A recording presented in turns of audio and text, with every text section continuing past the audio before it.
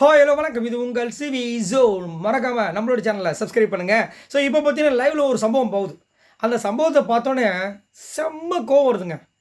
அதாவது எந்நேரமும் வந்துட்டு ஒரு சில பேரை பழி வாங்கணும், இல்லைனா ஒரு சில விஷயங்களை கொளுத்தி போடணும், அவங்களுக்குள்ள சண்டையை மூட்டி விடணும். அதை ஒரு சில பேர் நிம்மதியாகவே அவங்களும் இருக்க மாட்டாங்க, மற்றவங்களும் நிம்மதியாக இருக்க விட மாட்டாங்க. அதை நீங்கள் உங்கள் ஃபேமிலியில் பக்கத்து ஃபேமிலியில் பார்ப்பீங்க. எப்படி இந்த கேரக்டர்லாம் எப்படி இருக்காங்க, இதெல்லாம் ரொம்ப கஷ்டம் இல்லை அப்படின்ற மாதிரி ஒரு கேரக்டர் சாச்சனம்.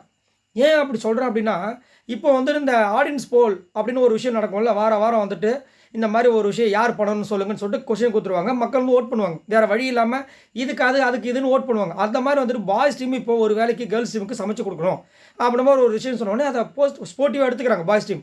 எடுத்துகிட்டு கூடவே ரிக்வஸ்ட் பண்ணுறாங்க, சரிங்க உங்களுக்கு நல்லா நாங்கள் சமைச்சு கொடுக்க ஆசைப்பட்றோம், போயிட்டு சிக்கன் கேளுங்க, கேட்டால் இன்னும் நல்லா நாங்கள் சமைச்சு கொடுப்போம்லாம், நீங்களும் ஆசைப்பட்ட மாதிரி இருக்கலாம் அப்படின்ற மாதிரி விஷயம் சொன்னோன்னே அதுக்கப்புறம் நாங்கள் எல்லோரும் சேர்ந்து சமைக்கணும்னு சொல்லிட்டு ஒரு ரிக்வஸ்ட் வைக்கிறாங்க கேப்டன் மஞ்சரி கிட்ட. அவங்களும் இருங்க நான் டிஸ்கஸ் பண்ணுறேன்னு சொல்லிட்டு அவங்களாம் முடிவு எடுக்காமல் போயிட்டு கேர்ள்ஸ் டீம் கிட்ட கேட்குறாங்க. அதுவே என்னை பொறுத்த வரைக்கும் தப்பு.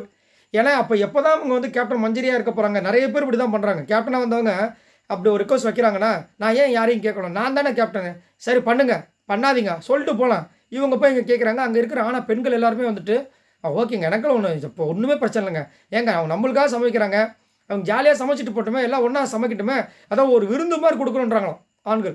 அதாவது எல்லாருமே சின்ன சின்ன அதாவது மொத்தமாக ஒரு விருந்துனா எப்படி இருக்கும் வாழையில் அந்த மாதிரி கொடுக்கணும், எல்லாருமே நாங்கள் சேர்ந்து பண்ணலான்னு ஆசைப்பட்றோம் அப்படின்னு கேட்டிருக்காங்க. அவங்க ஓகேன்ட்டாங்க. இந்த அம்மா வராங்க. நான் இருக்கும்போது இப்படி சந்தோஷமாக எல்லோரும் இருந்துருவீங்களா, இந்த நான் வரேன்னு சொல்லிட்டு.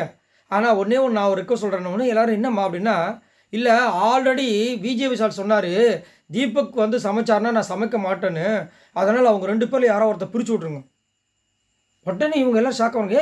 ஏன் இப்போ சொல்கிறேன், இல்லை அன்றைக்கி ஒரு நாள் சொன்னார்க்கா விஜய் விஷால் எனக்கு தீபக்கு பிடிக்காதுக்கா, இப்போ விஜய் விஷால் தான் சொன்னார் எல்லாருமே சேர்ந்து சமைக்கிறோன்னு, ஏன் இந்த மாதிரி பண்ணிட்டு இருக்குன்னு சொல்லிட்டு மஞ்சள் போட்டு கலாச்சாங்க.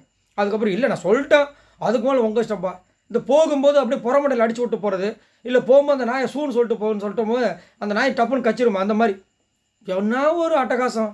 இப்போ ரொம்ப மோசங்க இந்த பொண்ணு. அதாவது எந்நேரமும் எல்லாருமே சண்டை போட்டுட்டு இருக்கணும் இந்த அம்மாவுக்கு. இந்த அம்மாவும் சண்டை போடணும். இந்த அம்மாலாம் பண்ண அட்டூழியங்களுக்குலாம் அவங்க அப்பா என்ன பேச போகிறோன்னு நான் ரொம்ப ஆவலை எதிர்பார்த்துட்டு இருக்கேன்.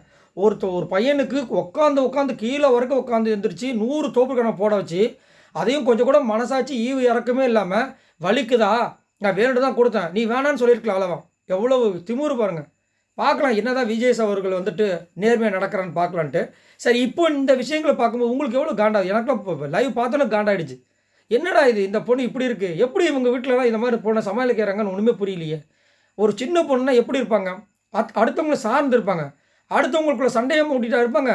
நான் பார்த்த வரைக்கும் அப்படி தான். சின்ன பசங்களாம் வந்தோன்னா பெரியவங்களுக்கு மரியாதை கொடுப்பாங்க, அப்படியே சைலண்ட்டாக அப்படியே போயிடுவாங்க. ஏதாவது அவங்களோட விளையாட்டு வந்துச்சுன்னா அதில் அவங்களோட பர்ஃபார்மன்ஸை காமிப்பாங்க. அப்படி தான் பார்த்துருக்கோம். இது இப்போ ஒரு பெக்குலரான ஒரு புதிரான ஒரு கேரக்டராக இருக்குது. எல்லாம் இப்போ சந்தோஷமாக இருந்தாங்க ஆக்சுவலாக. கேர்ள்ஸ் டீம் பாய்ஸ் டீம்லாம் அவை செம்மையாக இருக்கும்ல, சூப்பர், இன்றைக்கி பாய்ஸ் டீம் செம்மையாக சமைச்சு கொடுக்க போகிறாங்க, அதுவும் அவங்களுடைய ப்ரொவிஷன் வச்சு சூப்பர் அப்படின்னு. இந்த அம்மா கொளுத்து போடுறாங்க. தீபக்கும் விஜய் விஷாலுக்கும் சண்டைங்க, 2 பேரும் ஒன்றா விட்டுறாதீங்க, அவ்வளோதான். அப்பா சரி, உங்களோட கமெண்ட்ஸை சொல்லுங்கள். மறக்காமல் இந்த வீடியோவுக்கு சப்ஸ்கிரைப் பண்ணுங்கள். பாய் நண்பர்களே.